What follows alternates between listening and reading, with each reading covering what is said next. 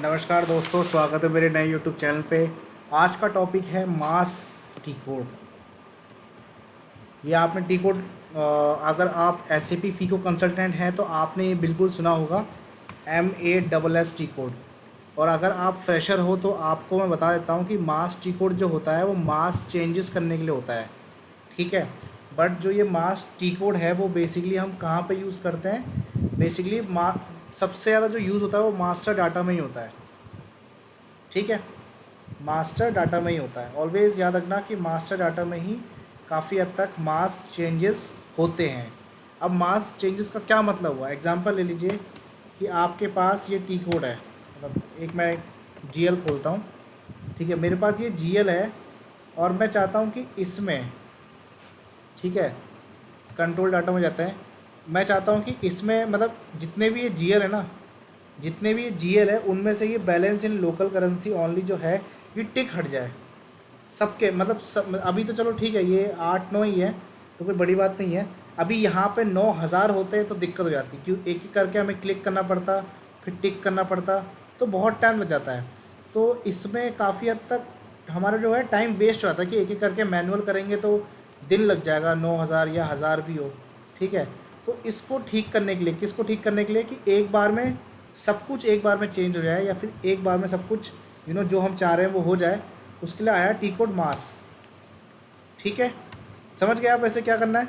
Example ले लो कि ये पूरा एक ये एक GL है और हर GL में मुझे ये टिक चाहिए, बैलेंस इन लोकल करेंसी में टिक होना चाहिए, ठीक है। अभी देखो ये सब पे टिक हो रखा है, करेक्ट है। अभी यहाँ पे सब पे टिक हो रखा है बट इस पे नहीं हो रखा है।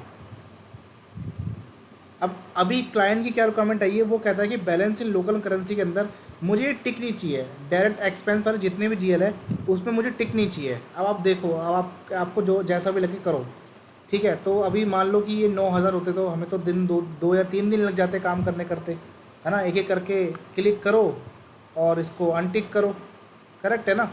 तो क्या करें इसके लिए? SAP ने बनाया है मास टी कोड। टी कोड का नाम है MASS, सर्च करो, ठीक है। ऑब्जेक्ट नेम डालो, ऑब्जेक्ट टाइप। भाई जो चेंजेस है वो कहाँ कर रहे हैं हम? चेंजेस है वो कहाँ कर रहे हैं हम? GL पे कर रहे हैं तो GL को एक्सेप्ट करो। यहाँ पे GL अकाउंट लिखा है, इस पर क्लिक करो, एग्जीक्यूट करो, एंटर करो। देन अब ये पूछेगा कि भैया जो तुम चेंजेस चाह रहे हो वो कहाँ चाह रहे हो। जैसे ये है तो ये कंपनी कोड लेवल पे होता है। अब कंपनी कोड लेवल पे तुम कैसे बोल सकते हो सर, थोड़ा एग्जांपल दो। तो देखो मैं यहाँ पे एग्जांपल दे देता हूँ। जैसे कि ये देखो, यहाँ पे अकाउंटिंग पे जाओगे, फाइनेंशियल अकाउंटिंग, जनरल लेजर, ठीक है।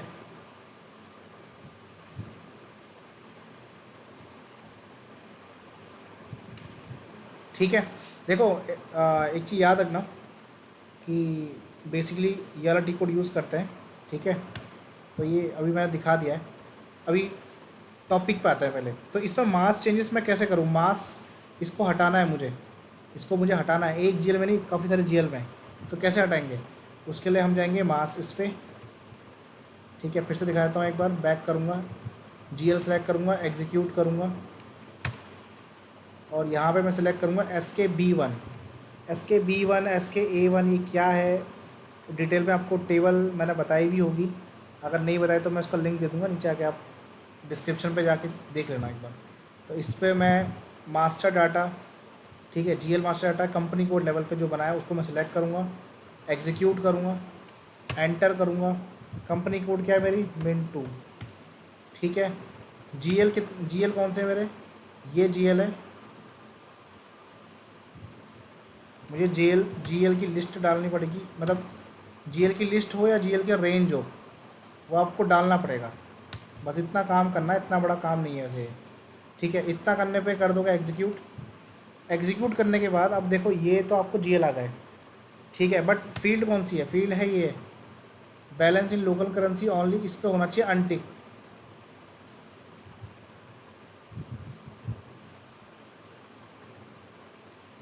मतलब किसी किसी किसी पे हो रखा है, किसी किसी पे नहीं हो रखा है, बट हम एक बार में चाह रहे हैं कि किसी पे ना हो, ठीक है।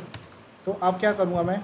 अब ये GL के नाम तो आ गए, अब मैं जाऊँगा यहाँ पे, सॉरी यहाँ पे सिलेक्ट फील्ड में, यहाँ पे उसका नाम सर्च करूँगा, क्या नाम है, बैलेंस इन लोकल करेंसी ओनली, ये है, इसे मैं अंदर डालूँगा, सेलेक्ट करूँगा। अब यहाँ पे क्या है कि मुझे यहाँ पे अनटिक करना है, तो मैं ऐसा करूँगा सेलेक्ट, अनटिक करना है ना, तो अनटिक ही है। और यहाँ पे कहते हो क्या लिखा है, परफॉर्म मास चेंजेस। अब आपको दिख जाएगा, दिख रहा होगा किस किस पे टिक हो रखा था, अब उस पर टिक नहीं रहेगा। कैसे, क्लिक करते ही सारे टिक हट गए। इसे मैं कर दूंगा सेव, एंटर करूँगा, देखो क्या कर रहा है कि हाँ सब पे हो गए, ठीक है, किसी पर चेंजेस ही नहीं हुए, और जिस पे हो गए उसका सेव कर दिया। ठीक है, बाहर अब मैं बाहर आ जाऊँगा।